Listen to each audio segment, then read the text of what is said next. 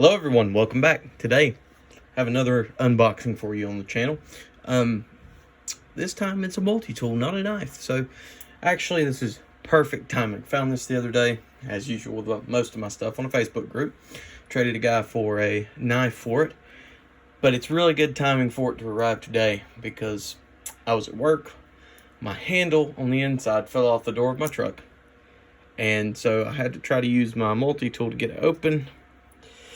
And I broke it. Broke the tip off of it, which is okay. I've contacted SOG. If they don't warranty it, probably just gonna take it off here and make it kind of more of a traditional plier, not needle nose. So it stinks. So whatever. But I guess for the sake of this video, I will use the SOG power pint to unbox this. So let's get into it.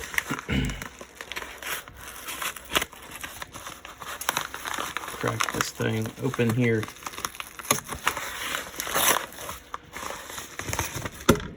Oh, hey, I thought it was the nylon sheath, but it's the leather sheath. How about that? So, as you can see by this here, Leatherman. Let's crack open too. Here we are. The Leatherman Rebar. Now, some people still swear by this tool today, even though Leatherman has come far in new technologies or whatever you want to say. People still swear by the Rebar. And so, like I said, it was kind of just there, kind of just jumped on it and went for it. So kind of opportunity struck, so I went ahead. And it's not like I can't get rid of this and use it for another multi-tool if I want. So but yeah, I'm pretty excited about this. Here it is, next to the SOG power pint. So this is more of a carry in public kind of thing. And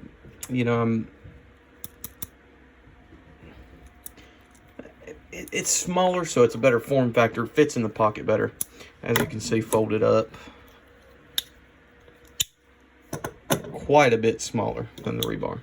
So I was actually, another story about work the other day, I had to tie a chain in a knot to try to get my forklift unstuck, and I had to use the end of this to untie the knot in the chain. And I thought, man, this thing's gonna break. And sure as the world, that didn't break it, but I did today. But it was one of those, like, well, I need to get a bigger multi-tool.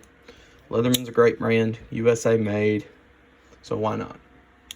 And so, opportunity arose, like I said, and got it. The action on these, compared to the power pint, the smoothness on the power pint is just really good. I mean, I can operate this thing with one hand, no problem.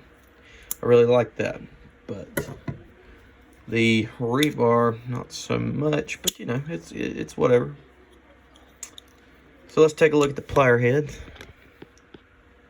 More of a traditional, or more of a needle nose kind of approach, as compared to half of my power pint. Not too different. Sorry, I keep bumping the camera. Yeah, very good needle nose shape. 154 cm cutters, so good strong steel.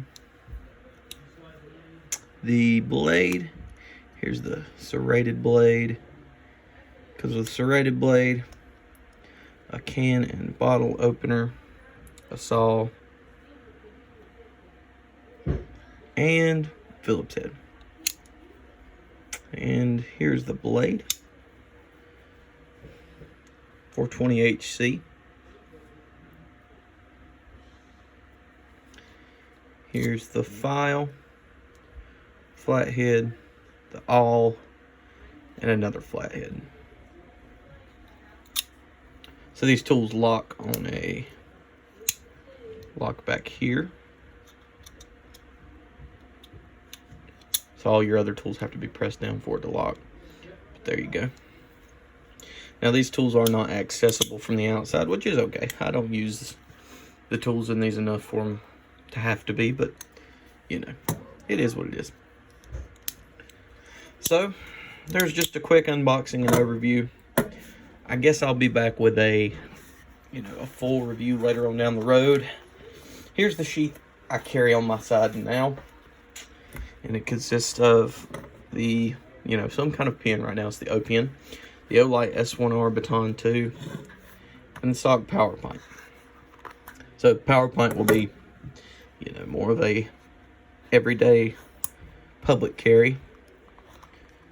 I'll have a new sheath made by my leather guy, but I think the Rebar, no, doesn't look like it'll fit great in there. It fits, just not very snugly. So have to get a new one made, which is fine.